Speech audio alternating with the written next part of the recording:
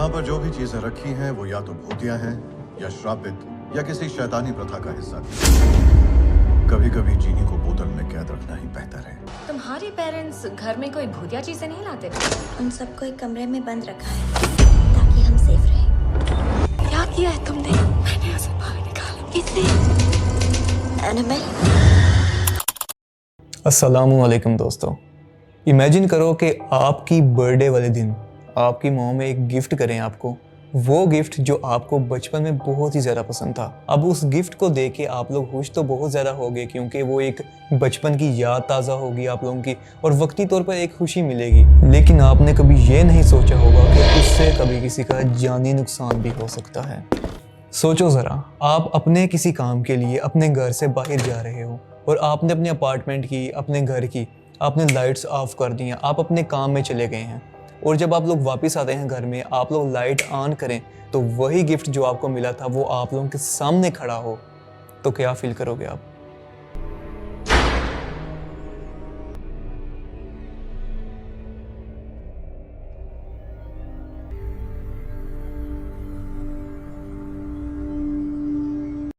And I don't believe कि आज के टाइम पर कोई ऐसा होगा जिसको एनाबेल डॉल, ओफीकू डॉल, लेटा डॉल, रूबीरा डॉल और रॉबर्ट डी डॉल के बारे में किसी को ना पता हो।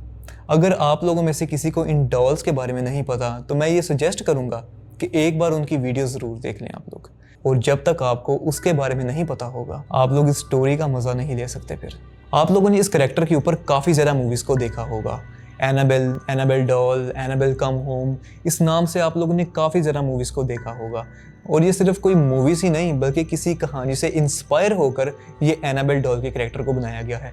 आप लोग ये जो अभी तस्वीर देख रहे हो, this is not a real Annabelle doll.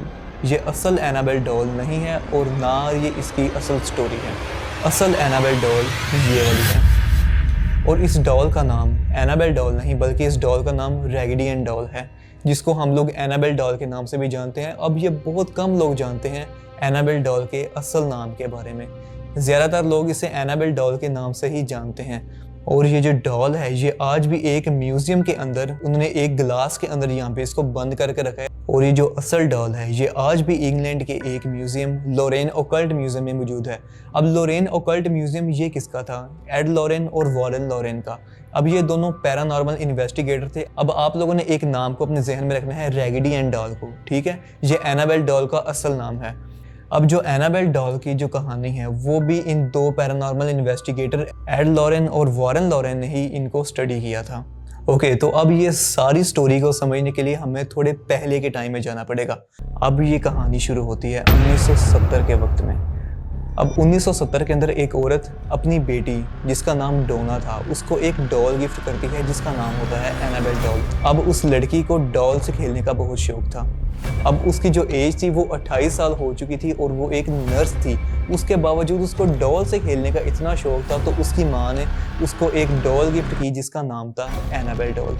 अब जब ये डॉल उसे मिलती है तो वो लड़की बहुत खुश होती है, जो डोना होती है वो बहुत खुश होती है और वो अपने घर में अपनी माँ के साथ नहीं रहती बल्कि वो एक नर्स होती है तो वो अपनी रूममेट एक एनजी के साथ रहती है जो उसकी फ्रेंड होती है, एक उसकी रूममेट होती है।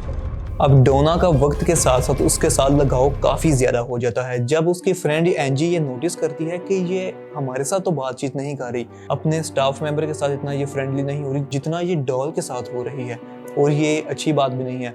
और ये थोड़ा जेलसी फील करते हुए या इरिटेशन के साथ वो पूछती है कि क्या तुम अब ये इस डॉल के साथ ही खेलती रहोगी या हमसे भी कभी कोई बात करोगी?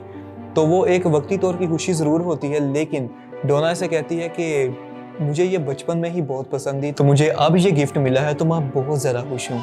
तो ये सुन के उसकी वो फ्रेंड होती है वो थोड़ा बहुत तो खुश होती है, लेकिन वो कहती है कि अगर तुम्हें ये गिफ्ट मिला ही है तो इसकी कदर तुम क्यों नहीं करती?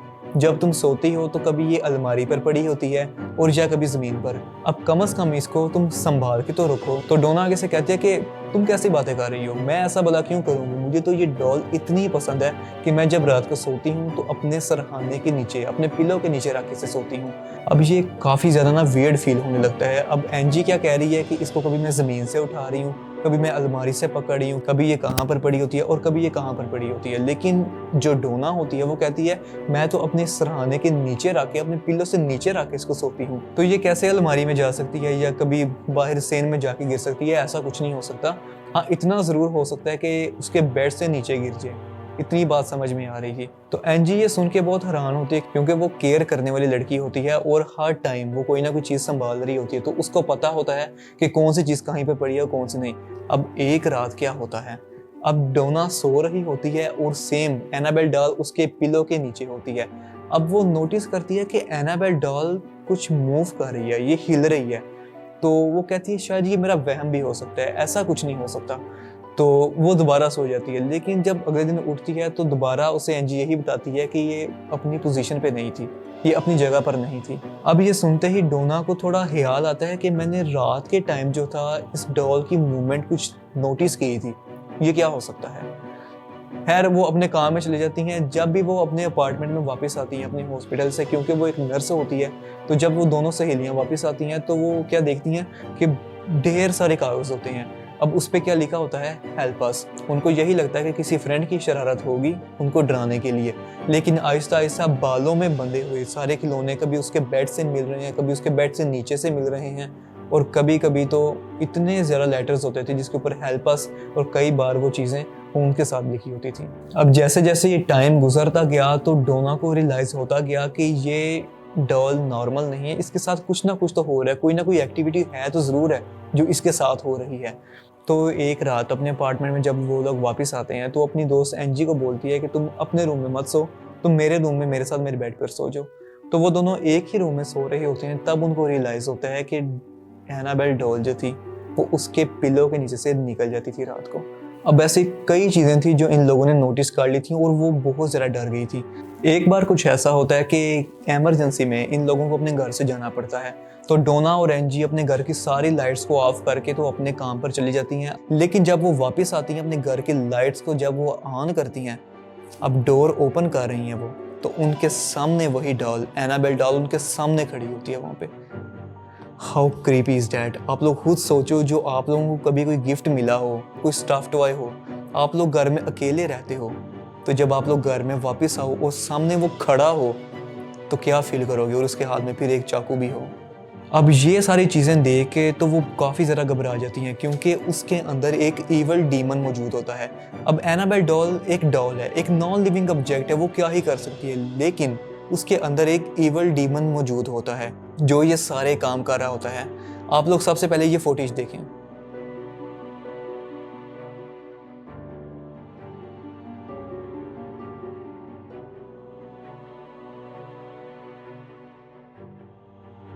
अब ये जो सारी वीडियो थी पुराने टाइम की, ये रिकॉर्ड की थी एड लॉरेन और वॉरेन लॉरेन ने, जो पुराने दो इन्वेस्टिगेटर थे जिसका स्टार्ट में मैंने आप लोगों से जिक्र किया था। अब इनकी स्टोरी थोड़ी आगे जाके बताता हूँ मैं आपको। लेकिन अब उस रात जो वो लोग डर गए और फौरन अपने बाकी अपार्टमेंट से बाहर चले जाते हैं। अब हर बंदा यहाँ पे डर सकता है कि आपके सामने आपकी कोई नॉन लिविंग ऑब्जेक्ट हो और वो खड़ा हो और हाथ में एक चाकू उसने पकड़ा हो, तो क्या आप लोग फील करोगे। अब वो लोग अपने घर से चली जाती हैं। अब घर से बाहर जाने के बाद डोना अपने फियांसे को कॉल करती है कि हम लोग घर में अकेले हैं दोनों, तो एक रात तुम हमारे साथ गुजारो, हमें डर लग रहा है, हम लोग अकेले नहीं रहना चाहते। तो उसका जो फियांसे होता है वो रात को उन लोगों के पास आ जाता है। लेकिन अब जो डोना और एनजी होती हैं वो अपने ऊपर रूम में जाके सो जाती हैं। अब जो उसका फियांसे होता है वो कहता है कि मैं बाहर ही लॉन में ना यहाँ पे सोफे पे सो जाऊँगा, मैं ईजी हूँ, मैं यहाँ पे सोफे पे सो जाऊँगा। अब जैसे ही डोना का फियांसे आता है घर में, तो डोना उसको सारा कुछ बताती है कि ये डॉल है और हमारे साथ इस तरह का काम हो रहा है। अब उसका फियांसे एक लड़का है, तो उसने डॉल को पकड़ लिया। उसे नहीं पता कि उसके अंदर कोई इविल डीमन भी हो सकता है। उसने उस डॉल को पकड़ा, उठाया और जाके अपने स्टोर रूम में फेंका उसे और बंद कर दिया स्टोर रूम को। अब क्या होता है कि वो डोना और एनजी को कहता है कि तुम लोग जाओ अपने रूम में सो जाओ, मैं यहाँ पे नीचे सोफे पे आराम से यहाँ पे वो सो जाऊँगा, मेरा मसला नहीं है, मैं यहाँ पे ही रेस्ट करूंगा।